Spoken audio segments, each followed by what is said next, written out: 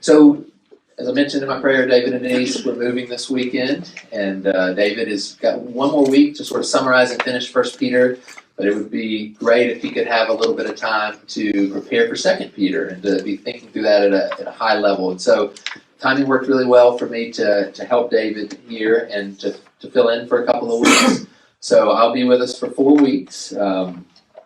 As part of that, I'm gonna break it into sort of two sections. We're gonna spend 2 weeks talking about Proverbs 5 and overcoming sexual temptation, and then 2 weeks talking about Luke 16, and I'll call it loosely overcoming financial temptation.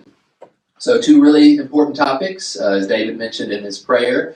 I like to use the analogy for both of them of electricity. Who would not like to have electricity? What a great thing for us. What progress it's allowed for us as a people to have electricity. It's a fabulous gift, but it's also really dangerous. Frank could speak to that.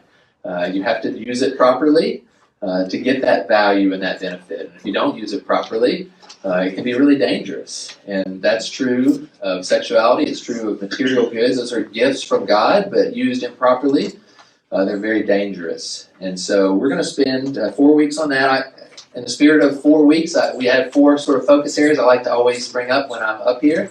And I just want to continue to remind us of those, and maybe just one each week. So I'll just highlight prayer again. Just a reminder that prayer is effective.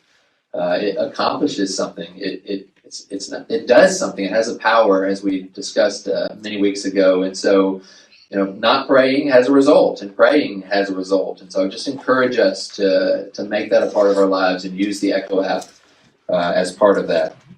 But here's the plan for the next 4 weeks.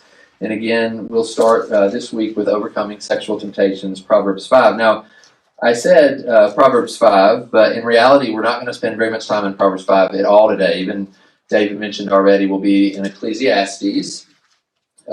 Frank didn't teach us that long ago, so it should be easy to kind of get back into that.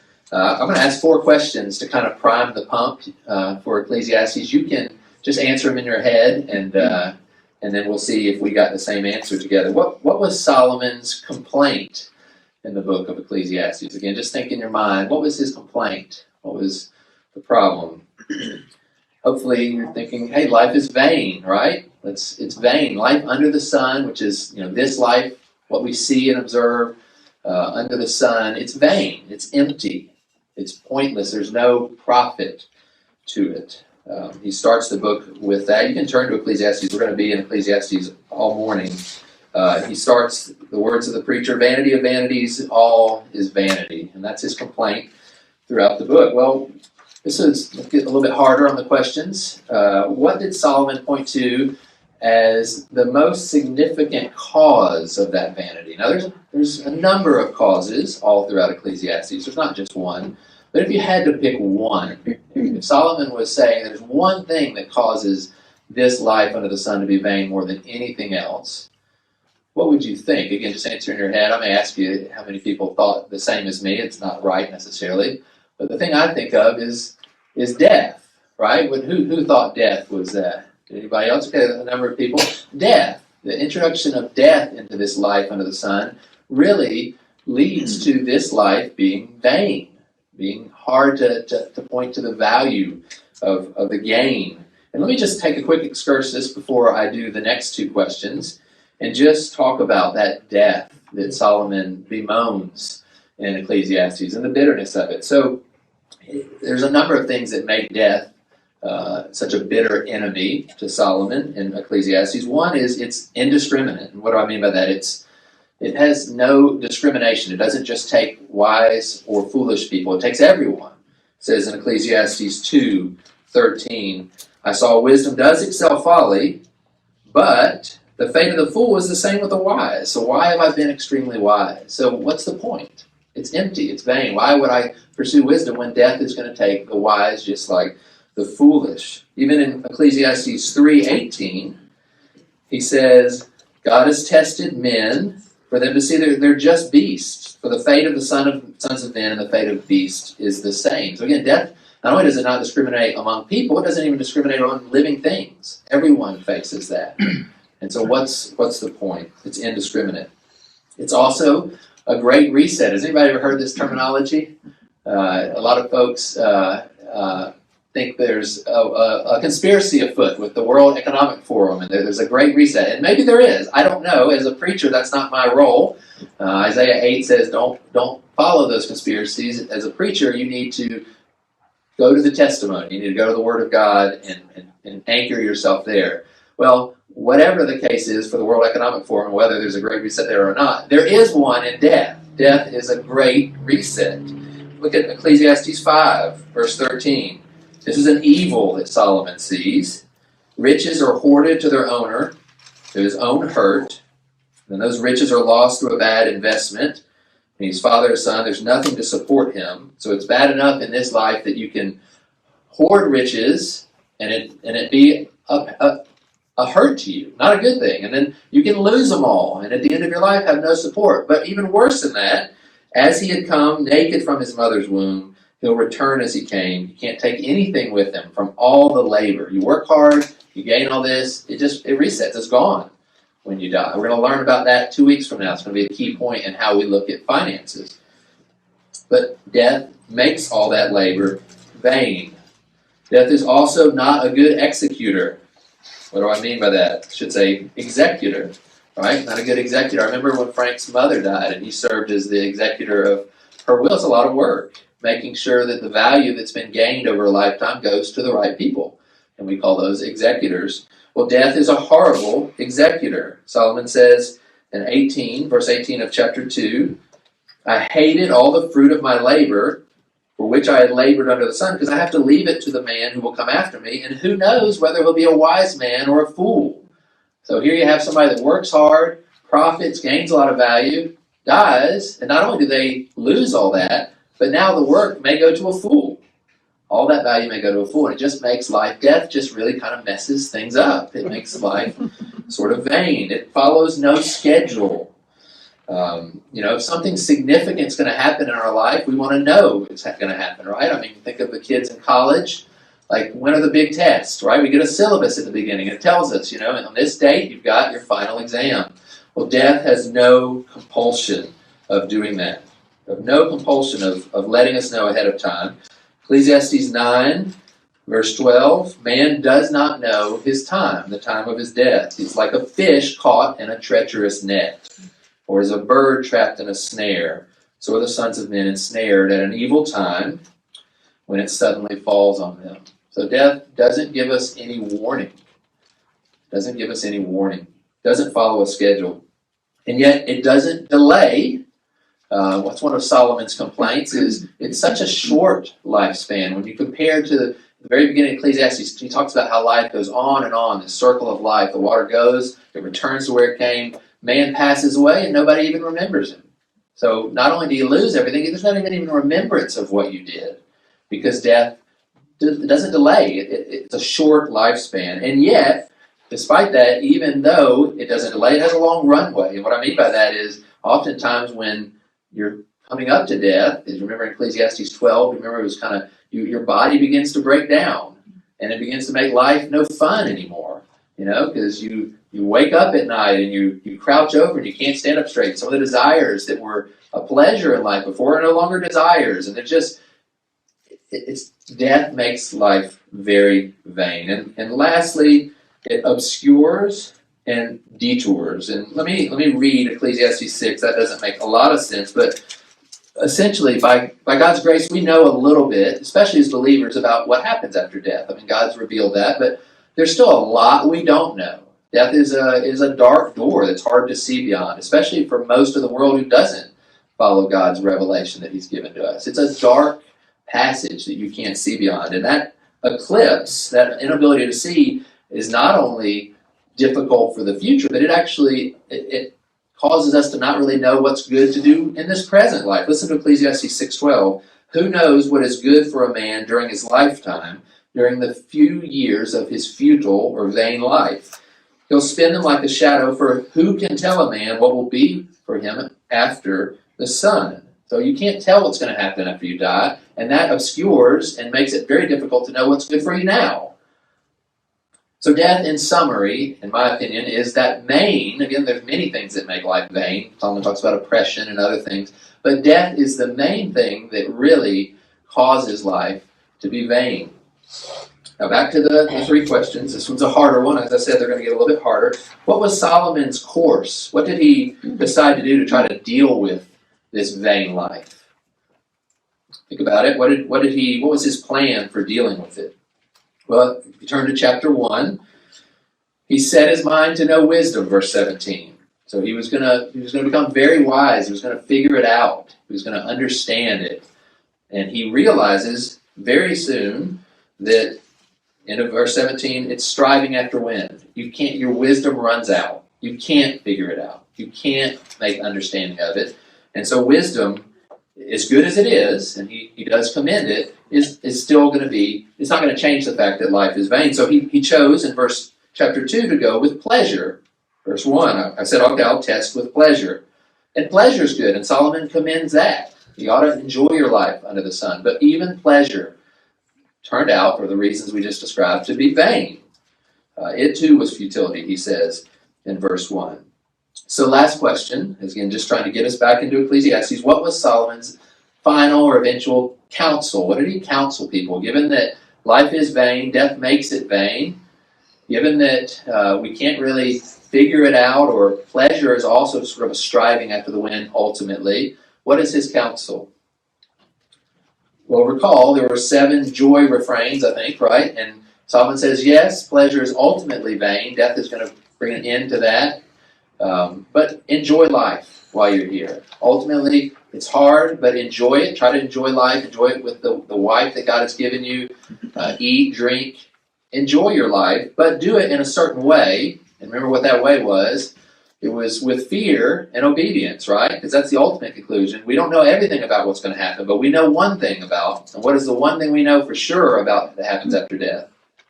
Judgment, right? That's one thing that's very clear. So given that, enjoy your life, but do it with fear and with obedience, because we know God is going to bring our lives to account. Now that's a summary of Ecclesiastes. That's hard. I don't get the advantage of preaching every week, so I can assume we're all have our minds in the context of what I'm teaching. But again, not too difficult because we weren't in it too long ago. Now, what I want to call out today, and the reason for looking at Ecclesiastes is, if you think about that summary of the book, and death is such a bitter enemy. Paul says in 1 Corinthians 15, it's the last enemy to be destroyed. It's interesting to see that Solomon actually writes in Ecclesiastes that there is something more bitter than death. After all that, after all those complaints about how death makes life vain and what an enemy it is, it's very surprising. It was surprising to me when I was reading, just in my own personal study, and came across this statement that there's something more bitter than death. That's the last question. I don't expect anyone necessarily to get this. I had never noticed this in my reading until this last time through Ecclesiastes. But what do you think that might be? What could be more bitter than death? Well, after you've contemplated it for a moment, turn to Ecclesiastes 7, and we're going to read the answer together in verse 26 of Ecclesiastes 7. This is Solomon who has bemoaned the vanity-inducing aspects of death and how evil, he calls it the day of evil, the day of adversity, how bad death is. And yet, he says, I have discovered, and it's going to be a really important word for us today, but I've discovered more bitter than death. Something's more bitter than that. The woman whose heart is snares, whose hands are chains. One who is pleasing to God will escape from her, but the sinner will be captured by her. What you need? Oh, thank you. My PowerPoint's not advancing. Okay, thank you. So more bitter than death is the woman whose heart is snares. Just let that sink in for a minute. Again, we've seen how bad death is, but Solomon says that there's something more bitter. There's something worse than that, and that is a person being trapped by sexual temptation. Now that was my goal today, was just to make that an introduction to looking at Proverbs 5 together, which Proverbs 5 is a very clear, a very practical way of approaching sexual temptation and overcoming it. Very clear, very easy to understand. And my goal was just to introduce that with, hey, it's really serious. This is listen carefully, pay close attention and lay hold of this, because it's significant. It's more, and Proverbs 5 answers this. It's more bitter than even death to be snared. Why would he say that? How can he say that? Proverbs 5 will answer that. So that was sort of my goal. But as I looked at this verse and just tried to understand it in its context, I realized, wow, this is a really hard chapter. I don't know if you felt that way, Frank, when you taught through it. It's really hard to understand. So I was trying to sort of understand how verse 26 fits in, understand what Solomon was thinking, and that took a lot of work. And so I want to share that work with you. So the good news is my goal has been met, I hope. So even if the rest of this time is a failure, I think I've met my goal. My goal is, again, today, just to introduce. That's a significant, it's like electricity again, right? You need to, I remember in college class, electrical engineering, they were teaching us the colors of AC and DC power, and they said, AC power, white is neutral, because if you're in a war, what do you wave? White flag. Green is ground, because what goes on the ground? Grass. And black is hot, because if you touch it, the inside of your coffin will be black, is what they always told us, right? So my goal here was just, again, to point out, it's a serious thing. It's more bitter than death. It's something we need to give our attention to and celebrate. Again, who wants to live without electricity? I don't, right? But I want to know how to use it properly. I want people like Frank to be careful when they're out working on the meters, right? But I want us to celebrate the gift of sexuality, but I also want us to be aware it's dangerous and it's more bitter than death, and we need to handle it properly. I wanted to introduce that today so that we could go into Proverbs 5. Check, that's done. All right? But now I want to share with you sort of my attempt at understanding Ecclesiastes 7. And again, if I fail, we've still succeeded. I say, if possible, I want to do that because it is really hard to me. I don't know if it's possible for me to lead you through it. There's some really hard verses in here. Look at verse 28. I never realized this until I went onto Twitter and onto Google. But there are a lot of folks who don't understand this verse. I've found one man among 1,000, but I've not found a woman among all these. And it's used for a variety of purposes, between declaring the Bible as anti-women to proclaiming it is, and we ought to be chauvinist, and everything in between. A really hard verse to understand what is Solomon saying there. Or verse 16 and 17 of chapter 7, don't be excessively righteous or excessively wicked. Right? So what does that mean? There's some really hard connections in there.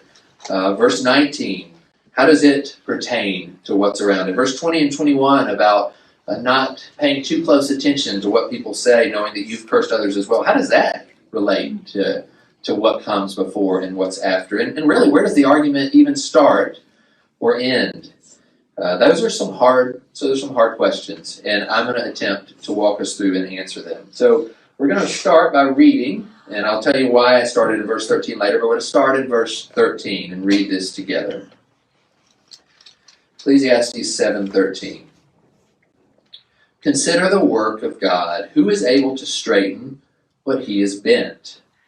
In the day of prosperity be happy, but in the day of adversity consider, God has made the one as well as the other, so that man may not discover anything that will be after him. I have seen everything during my lifetime of vanity or futility. There's a righteous man who perishes in his righteousness, and there's a wicked man who prolongs his life in his wickedness. So don't be excessively righteous and don't be overly wise. Why should you ruin yourself? Don't be excessively wicked. Don't be a fool. Why should you die before your time? It's good that you grasp one thing and also not let go of the other. For the one who fears God comes forth with both of them. Wisdom strengthens a wise man more than 10 rulers who are in a city. Indeed, there's not a righteous man on earth who continually does good and who never sins. Also, Don't take seriously all the words which are spoken, lest you hear your servant cursing you. For you also have realized that you likewise have many times cursed others. I tested all this with wisdom, and I said, I will be wise. But it was far from me. What has been is remote and exceedingly mysterious. Who can figure it out? Who can discover it? I directed my mind to know, to investigate, and to seek wisdom and an explanation, and to know the evil of folly and the foolishness of madness. And I discovered, more bitter than death, the woman whose heart is snares and nets, whose hands are chains. One who is pleasing to God will escape from her, but the sinner will be captured by her. Behold, I have discovered this, says the preacher, adding one thing to another to find an explanation, which I'm seeking but have not found. I have found one man among 1,000, but I have not found a woman among all these. Behold, I have found only this, that God made men upright, but they have sought out many devices. So hopefully you're just as confused as I was, and I'm not the only one that reads that and wonders, what is the flow of thought there? What is his meaning? What is he getting at? Where, maybe you have windows of, hey, I think I understand what he's saying there, but maybe it's difficult to trace the argument through. It was for me, and that's why I'm sharing it, hoping that I'm not the only one. If not, just nod and act like you were confused and became clear over time, and that I provided you a service. But otherwise, that's the plan for right now. So why did we pick a couple of questions as we begin to get in? 3 questions real quick as we get into the passage. Why did we pick verses 13 to 29? How can we find sort of the beginning and end of this section to consider? I didn't start with verses 13 to 29. I started with verse 26, as I mentioned, and then tried to figure out around it and eventually landed on 13 to 29. Why? First, notice it starts with a command to consider in verse 13. It's repeated in verse 14. Consider. And then notice in verses 27 and 29, it may be hard to notice, but notice those 2 commands are repeated again. In the NAS, it's translated behold. In the ESV, it's translated behold in 27 and see in 29. But it's the same word, twice at the beginning, twice at the end. Consider. So Solomon is sort of saying, hey, pay attention. And then he's introducing a topic, I think. And then at the end, he's saying, pay attention, listen. And he's giving his conclusion. But even more importantly, what made me think in addition to that, is notice what he says in verse 13. He says, consider the work of God, who is able to straighten what he has bent. Now look at verse 29. He says, consider, or behold, I found this, that God made the work of God, and God made is the same Hebrew word, ashah. God made man upright. That word upright means straight. He made man straight, but they've sought out many devices. So who's able, consider this, who's able to understand God's work and how to make it straight? And at the end, he says, consider God made mankind straight. Okay, so again, we'll get into the meaning, but just the first point here is to show you, I think that's our section here. I think that's where Solomon starts and ends his argument for this section. Second question, as we start to look at the passage, is there even a coherent argument running through it? I mean, that's a valid question to ask, right? Ecclesiastes 10, if you turn over just a page, it reads a lot like Proverbs, right? Proverbs are mainly sort of loosely connected, pithy sayings, right? Truisms. And there's not necessarily a context running through. It's a collection of truisms. And Ecclesiastes 10 sort of reads that way if you look at it, right? And really, the beginning of Ecclesiastes 7 kind of reads that way. You could maybe argue that those are a listing of truisms. Perhaps there are some connections there. But the question is there, from verses 13 to 29, is it also just maybe a little bit larger truisms that are strung together, or is there an argument running through it? Well, I think it's the latter, and let me give you several reasons why I think that. Let me just show you some connections that run throughout it. First, in verse 20, you see he says, there's not a righteous man who does good and never sins. Does good and sinning show up anywhere else in our passage? Remember the bitterness of being trapped in sexual sin? Who escapes from that? Righteous. The righteous, the good man. Same word, Hebrew word tov. And who is snared? The sinner. Same word, okay? So there's a connection at least between those. How about verse 14? I mentioned when I first read verse 26, that word discover is going to be really important in this passage. You'll see it first show up in verse 14.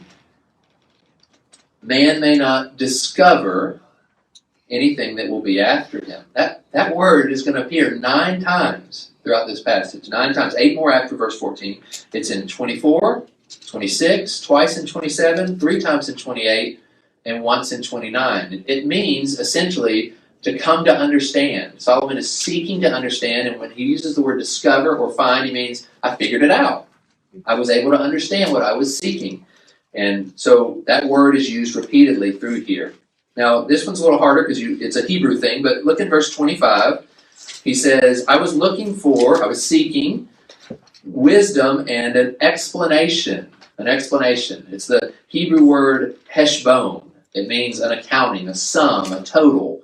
In verse 27, he'll use it again. He's saying he's adding one to another, one to another, trying to get to a sum, a total, an explanation, something that explains what he's trying to figure out. And it's the Hebrew word heshbon. In verse 29, he says that God made man upright, but men have sought out many devices. That's a very rare Hebrew word. It's used twice, and it's hishbon. Very similar word, a play on words that Solomon is using there. Again, all an argument that this is not just unconnected things that he's making an argument through. Let me do a couple more, and then we'll get into the passage after I do ask one more question. The word man or woman is used throughout, right? He continues to talk about a man in verse 14 can't discover what comes after him. A righteous man on the earth, there is not. A woman whose heart is snares. A man out of 1,000, verse 28. A woman I haven't found. Verse 29, man has sought out many devices. So we see, again, similar terminology going throughout, which you don't see in Proverbs. I guess that's the point here. If you look at Proverbs, they're sort of random, right? One's talking about money, one's talking about sexuality, one's talking about honoring your elders, and there's not consistent theme through, but we see that here. I've got a couple more listed, but for the sake of time, I'll just go to the last one. When he says, I found something more bitter than death. Well, what about death? Has he talked about death? Did that come out of nowhere? Clearly, it's a theme for the book, but is there a discussion on death that's on the table, perhaps? Right? Absolutely, right? That was the very beginning. He's seen in his life a righteous person die and a wicked person continue to live.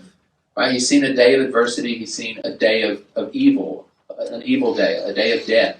Okay, he's seen that, and then later he talks about something more bitter than death. So again, I think Solomon has an argument running through, as hard as it is to see it when we just read it through. Okay, one last question before we jump in. Is there anything we can sort of do to help us as we jump in? Is there something we can anchor onto that will help us as we work through the passage to keep in mind, so that we don't lose our way? It feels like it'd be really easy to lose our way as we walk through it. It's a really hard passage. Is there anything that we can sort of take in with us that will be an anchor, a North Star that will sort of guide us? I'd like to offer that we look at the conclusion. I don't want my kids to ever do this, but they have the back of the math book. They've got the answers, right?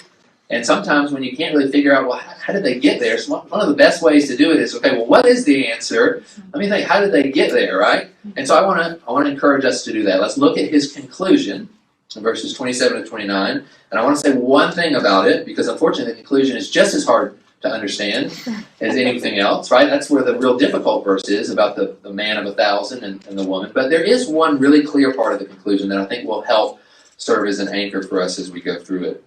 He says at the end of verse 27, I was adding one thing to another to find an explanation. I was looking at one thing and another to try to get to an explanation. It's literally one to one to discover a sum would be how you would literally, wouldn'tly translate that. I like the way they translate it, but that's the literal. And it's essentially, Solomon is basically doing the scientific method, right? He's looking at use cases. He's looking at one, he's looking at another, and he's trying to come up with a theory that explains it all. He's looking for an explanation that explains it all. So I've looked at this case, I've looked at this case, I've looked at this case, I've got a theory, it'll explain all the cases. Right? That's what he wants. That's his summary, that's what he was seeking to do. And yet, verse 28, the beginning of verse 28, I sought diligently. Yours may say I am still seeking. Either way, the sense is the same. I sought it diligently, and I have not found it. So that's at least part of his conclusion, is I wanted to figure out something that explained all the use cases, and I failed. I haven't been able to do it. So let's just keep that in mind, that that's what Solomon was doing, and that he didn't succeed as we work through the passage. Okay. All right, I'm going to break it up into four. Oh, I didn't do my slide again. I didn't go for it. I'm going to break it up into four sections. Okay, so they are verses 13 to 15. I'll call it the enigma. Verses 16 to 22, a response to the enigma that's within reach. It's within grasp. It's graspable. It's accessible. Then verses 23 to 26, an explanation that's out of reach. So there's a response to the enigma that was within, we can access it, we can get to it, we can understand it, we can do it. But then there's an explanation to the enigma that we can't get to. It's just too mysterious, too far, we can't get to it. And then finally the resolution in verses 27 to 29. If you're following along on your phone, I had the verses wrong. So I think I had just 29 on the resolutions, 27 to 29. Okay, so we're going to look at those four sections. We're going to try to walk through it. We're going to try to understand it. And it will be a good introduction for next week as we get to the much easier but very practical and very important topic of how we respond to sexual temptation. Verse 13, I hope you've got your Bible open because we're going to be looking at all of these very closely. So consider the work of God who is able to straighten what he has bent. What does that mean? So bent or crooked, it's a very common phrase used in the Hebrew Bible to talk about someone who's perverting justice or perverting what is right. Let's read a couple. Job 8:3. Does God pervert justice? Does the Almighty pervert what is right? What's the answer? No, right? Job 9:6. Know then that God has wronged me, Job said. Had God wronged Job?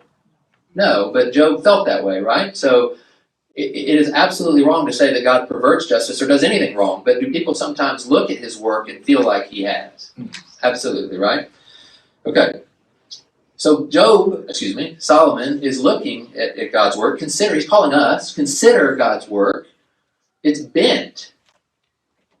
Right? And who can make it straight? And I don't think he's saying who can fix it, although that would be fine. He's saying who can understand it. Like, it doesn't make sense. There's something wrong about it. Again, I'm not saying there is. This is the Job type talking, right? It's like I'm looking at God's work and something's wrong. It's bent and I can't make it straight. That's what he's saying. Consider God's work. He says, well, kind of interesting. You got us on the hook here, Solomon. I'm interested to read more. Okay, well, he's going to tell us more. Verse 14. In the day of prosperity, be happy. Hey, that's easy. That's like if you find honey, eat it, right? There's some verses in the Bible that are really easy to obey. In the day of prosperity, be happy. But that's not his main point. He says, in the day of adversity, consider. Here he is again. Consider. So this is his main point. Consider. There's going to be a day of adversity. But God has made one as well as the other. Again, God, he's made, consider. He's still talking about the same thing that we had in verse 13. God's made one as well as the other. What is this day of adversity? Well, it's a very common phrase again. It's not the only time it's used here. Here's a couple. Jeremiah 17. Jeremiah is lamenting, complaining. Let those who persecute me be put to shame. But as for me, let me not be put to shame. Let them be dismayed, but not let me be dismayed. Bring on them a day of disaster and crush them with twofold destruction. So in this case, a day of adversity is God bringing punishment to some people that are being wicked towards one of God's prophets, right? Seems very straight, seems very normal, seems very right. And it's a day of death, it's a day of destruction that Jeremiah is calling on. And nobody would look at that and say, that's wrong. We would say, yeah, those people were mistreating Jeremiah. That's what they deserve, right? So nothing strange here, but a day of adversity is a day of disaster, a day of death. And in this case, it seems like for a good reason. Here's another one, Psalm 41. How blessed is the man who considers the poor or the helpless. So there's a man who thinks about someone who's poor, who's helpless, and considers them. And that man is going to be blessed. Yahweh will deliver him in a day of trouble. Yahweh will protect him and keep him alive. So a day of trouble's come. He's threatening to what's going to happen to the man. He's going to die. He's going to die, but God is going to look at that man. He's going to remember he's been helping the poor, and he's going to bless him and keep him from death, right? That seems right that God would do that. I don't know why there was a day of trouble, but we can chalk that up to anything. The fact is, God's acting right, and he's delivering this person from it, and he doesn't die, right? That's a day of adversity. Well, here we have a day of adversity, and God is very clearly the one who's bringing it, right? Very clearly, God has made the one as well as the other. It's God's work, this day of adversity. But his reason for doing it is much different here. Look at his reason. It's so that man can't figure out, that's the word discover, he can't come to understand, he can't figure out what's going to come after him. Now it's getting a little bit weird. Why would you do that, God? Why would you bring a difficult day, a day of adversity, a day of death for that reason? That makes things really hard under the sun. It makes things really vain. Why would you do that? It doesn't make sense to me, God. It seems crooked. It seems bent. In fact, he's going to go on. It's worse than that. He says, this day of adversity, not only do I not really understand the reason for it, it's not applied correctly. Like, I'm looking out and I see that man who helps the poor, that righteous person, and he's dying. And I see the wicked person, and he's living long. Like, this doesn't make sense. I'm looking at your work, God. I'm calling you all to consider God's work, and it seems bent. It seems like something is wrong here. Now, think about that. Try to figure out a way, Solomon says. Remember our conclusion that we're bringing into us as an anchor, right? He's trying to figure out, looking at these use cases, I want to find out an explanation that fits all of them, right? I want to make it straight. I want to understand it. And Solomon's saying, in the conclusion, I couldn't figure it out. I couldn't figure it out, right? He doesn't say that yet. We're still in the enigma phase, but we clearly see now the problem he's trying to solve, right? So let's go on to the next section and look at the section which is basically a response within reach, is what I'll title it. In other words, what are we going to do about this enigma? Well, there are some things we can do that are within our grasp that we're able to do despite our limitations. We may not be able to formulate an explanation of it all, but there are things that we can do, and Solomon's going to list 4 things. Now, verses 16 and 17 are the first 2 reasons, but they're really hard, as I mentioned. Don't be excessively righteous. Don't be excessively wicked. Some say Solomon is arguing for middle ground here. Don't try to be too good. Don't try to be too bad. Just kind of shoot the middle course.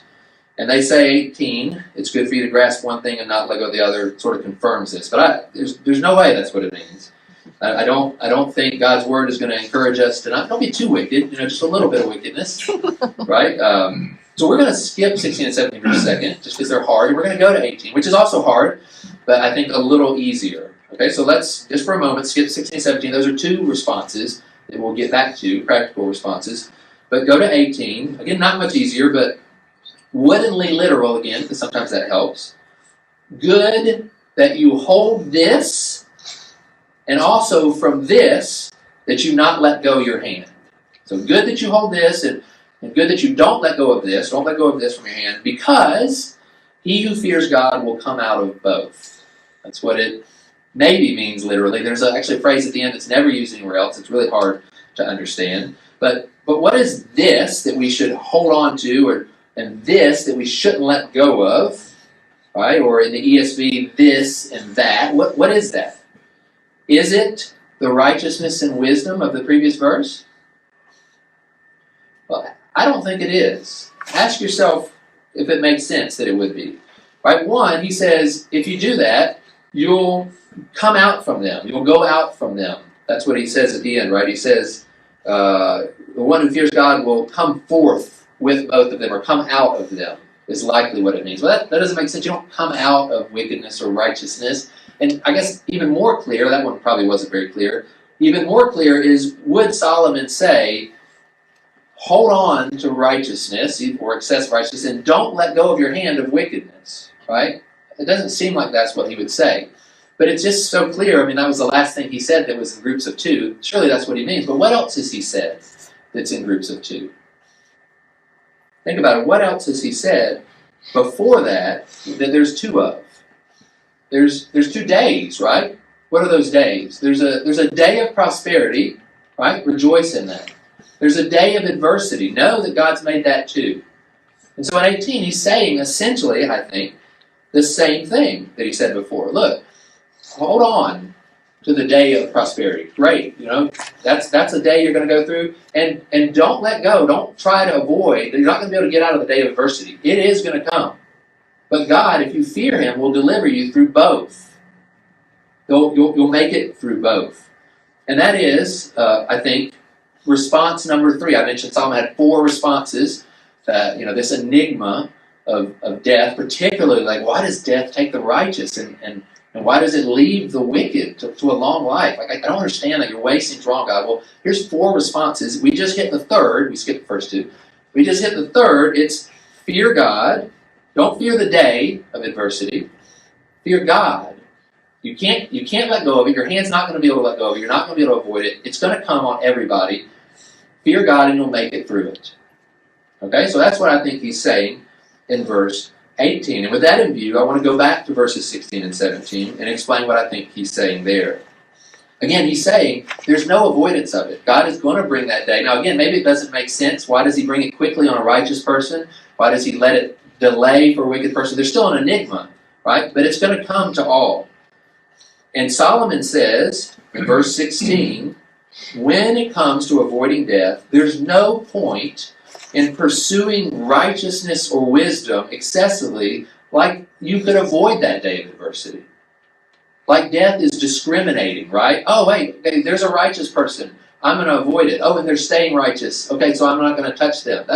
That's not the enigma. That's not the way it works. Solomon has observed in his vain lies. He's seen righteous people. He probably wrote the book of Job, right? I mean, there are examples of righteous people having a day of adversity. And there's no point in living as if I'm just righteous enough, I'll avoid it, is what he's saying. In fact, I don't understand why the modern translations translate this, don't be excessively righteous because you might ruin yourself. I think that's what the NAS says. Why should you ruin yourself? Listen to the same word translated in Job, again, in very similar genre and possibly the same author. Listen to it translated there.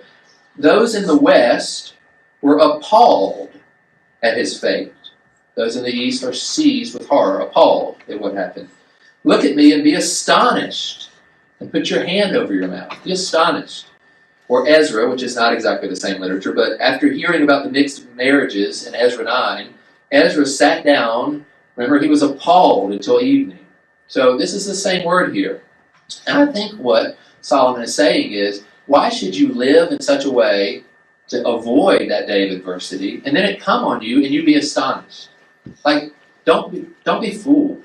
It could come on you. I don't know. It's crooked. I can't figure it out. I can't plot it on a chart and see where it's going to go. Like it bends as far as I can tell. So you're not going to be able to avoid it by living righteously. So don't go pursue it and try to avoid it, because you'll just end up being appalled that it came upon you. Rather, embrace both days, fear God, not the day, and he'll bring you through it. That's 16. 17, I think, is easier. I think it would be easy to say, you're saying it's a wash? You're saying it doesn't matter, that death is indiscriminate? It could come to me soon if I'm righteous. It could come to me. Well, forget it. Eat, drink, and be merry, right? Because tomorrow we die, right? And that's what he's saying in 17. Like, yeah, that's true, but no, that's not my conclusion, right? We said, no, fear God, enjoy the days you have, and know the judgment's coming. The likelihood is you are going to enjoy. Like, again, Solomon's looking at edge cases here, right? The likelihood is, it says, I didn't read it, but in my notes I had, Proverbs 28, he who hates unjust gain will prolong his days. Proverbs 10, the years of the wicked will be cut short. I mean, generally that is true. And if you go out and just eat, drink, and be merry, you probably will have your days cut short. So why do that? Again, we've seen edge cases where that's not the case. And we've seen wicked people go on, and it's an enigma to us. But that could happen. It will happen most likely. So don't do that either. So let me pull up for just a second and summarize where I've been. There's 3 responses to this enigma that are within reach, things that we can take and apply and we can understand. One is, don't assume our righteousness will make us immune so that we end up being astonished or appalled if it comes to us early, the day of adversity. 2, don't give up, throw in the towel and just pursue wickedness, likely bringing your death early, most likely. 3, don't fear the day in any case. Recognize God created it, He's got His purposes for it, and He'll deliver us through it just like the day of prosperity if we fear Him.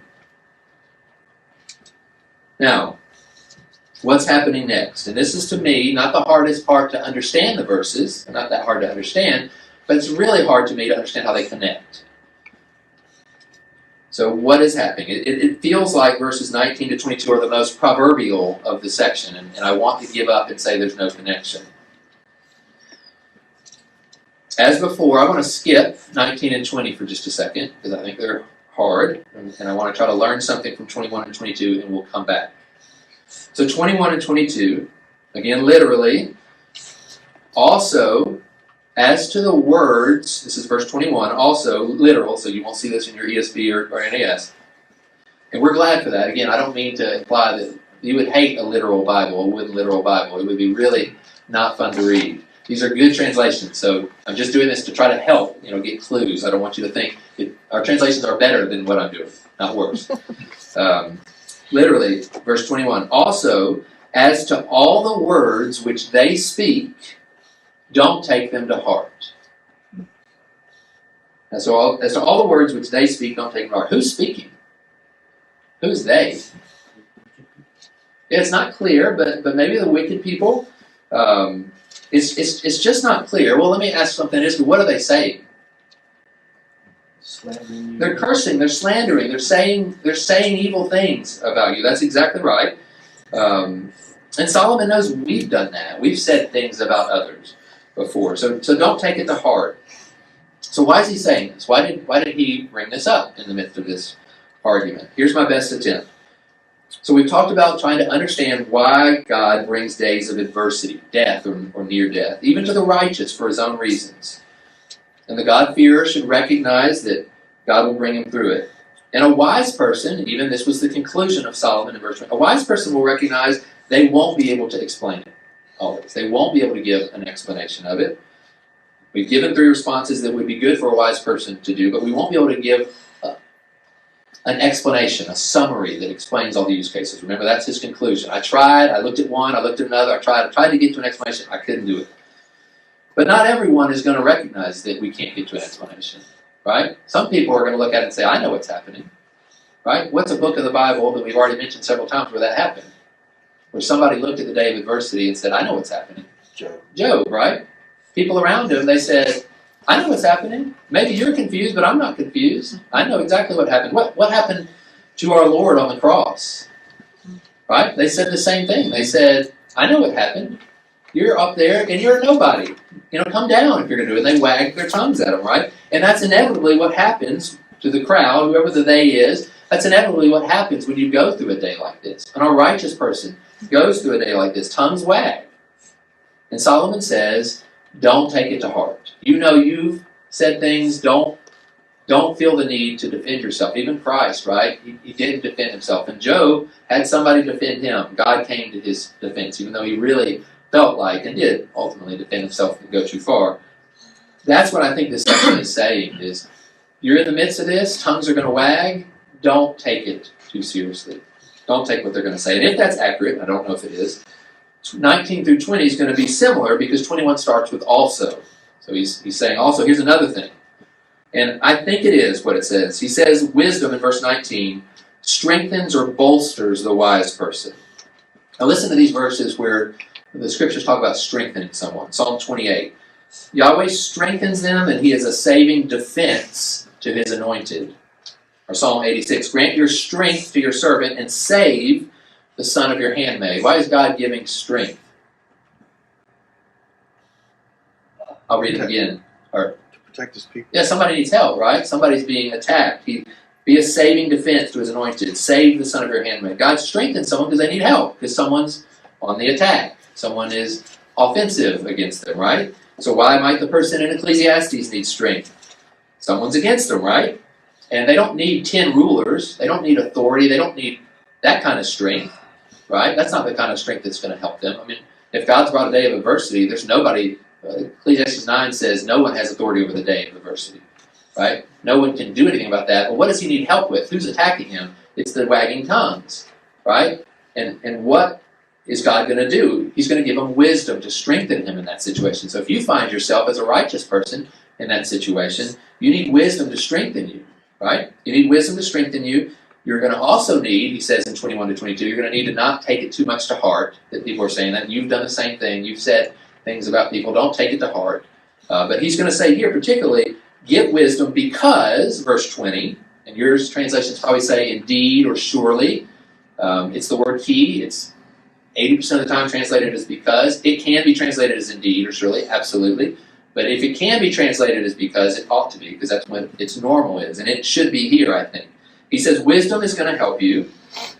Wisdom's going to help you more than some strength of rulers, because what is wisdom going to teach you? Because it's going to teach you there isn't actually a righteous man on earth who does good and never sins. Right? So let's talk about this edge case that we can't figure out. Well, one thing we can say for certain is, Job didn't deserve it, but he couldn't complain, really. He was not sinful, but he was sinful, right? He was not wicked, but he wasn't a person who did good all and never sinned. And so those two things will help us as we try to fathom this mystery, which is unfathomable. Why does death come to the righteous early and to the wicked late? Why does this apparently bent, crooked, perverted justice work of God, why is it that way? We're not going to be able to figure it out, but we can. Don't try to be so righteous that we avoid it and be astonished. We can. Don't give up and become wicked and thus bring an untimely death.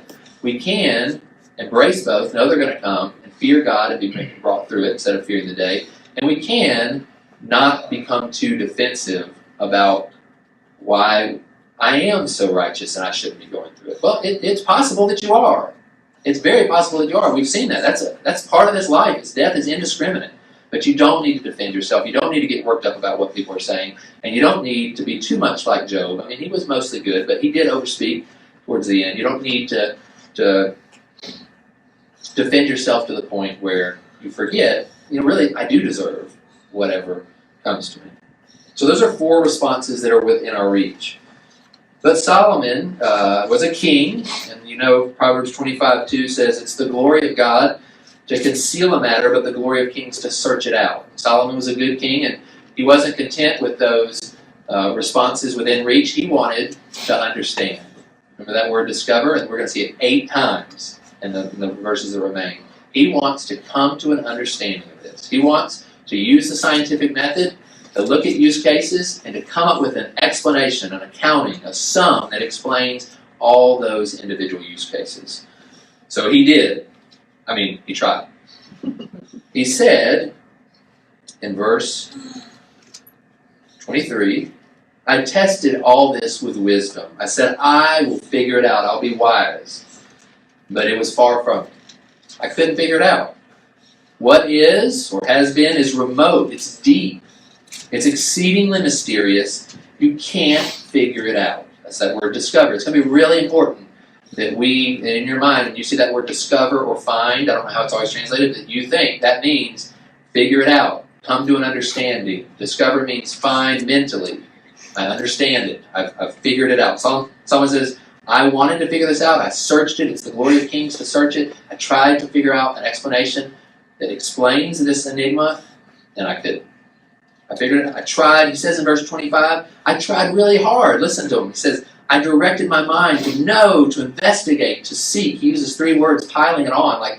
I really searched hard to seek wisdom, to find an explanation. Again, that's that same word, a sum, an accounting, some theorem that could be proven to be a scientific fact that explains all the edge cases, all the cases of someone dying early that's righteous or a wicked person living long. I wanted to figure that out. I wanted to understand folly and the foolishness of madness. That's what he was looking for. And he did discover something in the process. He did come to understand something. It wasn't what he was looking for.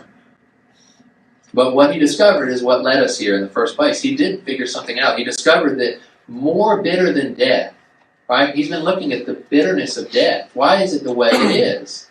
Why is it that a righteous person experiences death early and a wicked person goes, why does God bring death so that we can't see what comes after? I don't understand that. It's bitter. But I was looking to figure that out, and I found something else out in the process. I discovered that more bitter than death was the woman whose heart is snares and nets, whose hands are chains, one who is good, one who is pleasing to God, will escape from her, but the sinner will be captured by her. He didn't find an answer to what he was seeking, but he did find something that he wasn't looking for. Now he's going to repeat himself in verse 27. I discovered this. So this is where it gets a little bit hard to follow, but stick with me. He says, I've discovered more bitter than death is this woman, this idea of a person falling prey to sexual temptation. I discovered this, he says in verse 27. Okay, so he's just repeating himself, saying what he's discovered. But now he's going to put in a parenthesis for just a second. It's really important that you recognize that this is a parenthesis. He says, I discovered this while I was adding one thing to another, trying to find an explanation. That's Matt Neal's paraphrase. I realize that's not exactly how yours reads, but that's what he's saying. He says, I discovered this. I discovered this one thing while I was trying to look at all these edge cases to find an explanation, to find something that explained it all, which I sought diligently, or I'm still seeking, whichever of those is the translation, but I haven't found. So you see what he's saying? He's repeating, he's about to tell what he's discovered. It's this woman, this sexual temptation. I discovered this while I was trying to discover this other thing and failed. And it's important to keep that in mind because we've now gotten to the most difficult section of the entire passage, which is, I've found one man among 1,000, but I have not found a woman among all these. And there's really, what does he mean? As I mentioned, the NIV, I don't know if anybody uses the NIV, they add a word, upright. Here it says, I found one upright man among 1,000, but I haven't found a single upright woman. That bad translation. That's not what he's saying. It's not true. But people will say, well, I understand that that's not true holistically, but that was Solomon's experience. Remember, he was married to 1,000 people. And among those, there wasn't a single upright one. So they'll make explanations like that I think are really hard. Or like I said, I went on Twitter and I saw people saying, yeah, women are so bad. Look at what the Bible says about them, and everything in between. Okay, and so there's really two important things that we need to keep in mind when we look at this. It is a really hard verse to explain. I grant that. First, again, it's very important that we remember what discover or find means. In the NAS, it's find. What is it in the ESV? I found a woman. Is it found? Okay, that's the same word, matzah. It's been throughout. It's used like 9 or 10 times throughout this passage. He uses it 3 times here. He just used it. I was looking for an explanation. I didn't find it.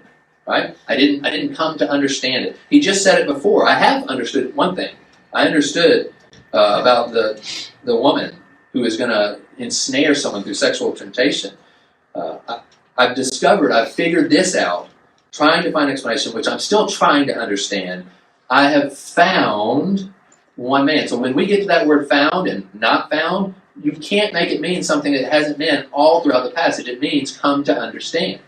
Right? It's not like he was finding something with his eyes. Oh, I lost my key. Oh, I found it. Or, hey, I was looking for among all these thousands. Oh, hey, there's one man, but there's no women out here who meet whatever I'm looking for. This is not hide and seek. This is, well, it is. I'm seeking wisdom, and it's hidden, and I'm trying to get to it. That's what the word find means very clearly here. It means it in verse 29. It means it the other time it's in verse 28. It's got to mean it those 2 times in 28. That's one important thing to keep in mind. The second is what I said earlier. You got to remember this is him saying, I was looking for an explanation that figured everything out. Okay, but in the process, verse 26, I found there's something more bitter than death. Verse 27, that's what I discovered that while I was looking for the explanation. And, by the way, what this is, I'm going to go ahead and give a quick paraphrase of what it means. And I really came up dry there. Out of thousands, I got 1. Right? So he's still saying, he's saying the same thing. He's saying, I tried to find an explanation and I failed. Verse 29, behold, I found only this. You see, so do you understand his flow of thought there? His flow of thought is, whatever he's saying about the 1,000 and the man and the woman, whatever he's saying, it means I struck out in trying to find a rule that would explain all the edge cases. Because in the next verse, he's going to pick back up what he said at the beginning of 27. Behold, I've discovered this. Behold, I found only this. And he's going to tell the only thing he's found. So those are hard to understand, I recognize, but let's get into it. Let me try to explain what I think it means. Okay. I'm checking on time, deciding if I want to read all these. I'm not going to read all these. It's essentially looking at every time that word find occurs and just showing that it means that. But we've kind of, I think, covered that. So Solomon was seeking to understand with wisdom about death and what explanation, what total, what accounting, what sum would answer all the use cases. He said, I was adding 1 to 1 to get to an accounting, an explanation of them all. And he says, I didn't. I sought it. Verse 28, I sought it, I haven't found it. I have come to understand, I'm going to use that for found, I have come to understand one man among 1,000, but I have not come to understand one woman among all these. So of all the use cases, all the edge cases he was looking at, 1 to 1, looking at each one individually, Solomon came to understand how many of them? 1. That's it. He looked at lots of them. I don't think 1,000 is literal here. It's not like he looked at a multitude of these, and he figured out one of them. His point here is, I wanted an explanation that got the sum of them. And you know how good I did? I got 1. I got 1 out of all these. Now, it's really strange, I'll admit, it's really strange that he introduces gender here. Like if he would have just said, out of 1,000 I found 1. And that's all. Like no one would get, so it's really weird that he introduces gender here, right? But on the other hand, don't forget, this is not the first time that he's spoken about gender, right? When did he just recently talk about a woman? Right, just before. There's a woman that is more bitter than death, that ensnares people. And that's worse than what he was trying to figure out. So what use case does Solomon have in mind that he figured out as he was seeking the end? He was trying to get through all the use cases, right, to get to an explanation of them all, and he gets stuck right on the very first one. And it's an explanation about a man. One use case that involves a man. What is that use case, right? Is he talking about himself? Yeah, and it very possibly, I don't know, so it's a really great point. And it's very possible that he recognizes this use case. It came to mind really quickly because it applies to him, right? He lost his wisdom because of all that he did in the world of sexual sin, having all these women, all these foreign women that turned his heart away, very possibly. It's as if Solomon started thinking about these use cases to get to a final explanation and didn't make it past the first one. The one, by the way, which ensnared to some degree himself. So Solomon says, I came to understand one use case, one about a man of all these. Female use cases, all the others, I didn't even get to those. This is what I discovered. And then he gets to the resolution. We're almost done. I know this is really tough sledding. He gets to the resolution. Solomon says, I have come to understand this alone. God made mankind straight. He made them, and I don't mean that in the sexual sense, even though it's about sexual. I mean, he made mankind upright, but in the Hebrew way of saying that's the same word as straight. It's not bent. The Hebrew idea of perverse or wicked is curved or bent. The Hebrew idea of righteous or right is straight. And Solomon started by saying, I'm looking at God's word, it looks really bent. It looks wrong, right? And he says, hey, I've figured it out. It's not. God actually made man straight, but men have sought many devices. Surely one of those, again, is what happens when a person is tempted sexually and falls in that. It wasn't God who acted crooked or perverse. It was mankind. Solomon was seeking, that was an important word in this, he was seeking wisdom, trying to discover it. What is mankind seeking? The same word. Mankind is sought out or is seeking devices, schemes. I don't know what your translation has. It's again, I mentioned a very rare Hebrew word. It's used twice in the Hebrew Bible. It sounds just like the Hebrew word for explanation. Again, he wanted an explanation, heshbon. He found out rather that men were seeking hishbon. They were seeking devices. And it's the word that means, the only other time it's used is Uzziah was making weapons of war. He engineered, all the engineers out here will appreciate this, he had his engineers making really amazing weapons of war, things that people hadn't thought about before, and, to defend the city. That's what is said about Uzziah. And here, it's not so noble. Here, mankind is imagining things that are crooked. They're imagining ways of turning aside from the straight and upright way that God has made them. So Solomon couldn't make sense of what God was doing. He couldn't figure out a rule to rule them all, an explanation that would make sense, especially of the edge cases. But he did come to realize that God wasn't at fault. He had made man straight, but they had perverted their way. And again, a key example of that is the woman whose heart is snares and who trapped men, who we'll talk about next week. Now, there wasn't very much practical today. We'll get to practical next week. I guess there was a little. When you think about, should a day of adversity come to a righteous person or to us as a righteous person, there's some practical things there. Those are perhaps some takeaways. But next week, we'll look at Proverbs 5 together. It'll be much easier to understand, but very important for us to take to heart to avoid experiencing something more bitter than even death. And Solomon will give us 3 things to think about as we encounter sexual temptations. There's 3 ways to sort of approach it, and he'll also explain just why he thinks that falling to it is more bitter than death. So I'm going to pray for us, and then Frank's going to come lead us as we take the Lord's Supper together. So let's pray.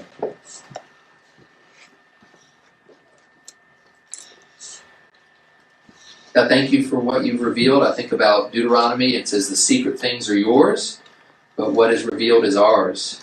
And thank you for what you have told us about death. Thank you for what we see about you and your goodness and righteousness, so that even when we look at things, and we will, this church will have examples, we'll see examples of what we look at, and we know you're behind it. We know you've made the day of adversity just like the day of prosperity, and we'll look at it and we'll say that doesn't seem right.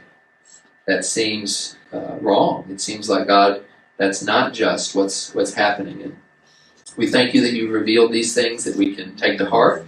And we thank you that even though we're much less wise than Solomon and won't come near as close to him as even being able to hold this and try to understand the sum of it, an explanation for it all, we can trust you. We can agree with this conclusion. We see what you did through Christ and at a great cost to redeem us.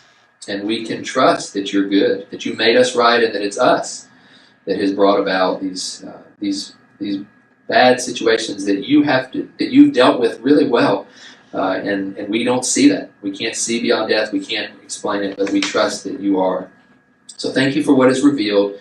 Thank you that we have time together, that we have a building to meet together, and that you've given us each other, all with varying gifts, that we can love and serve each other. In Jesus' name.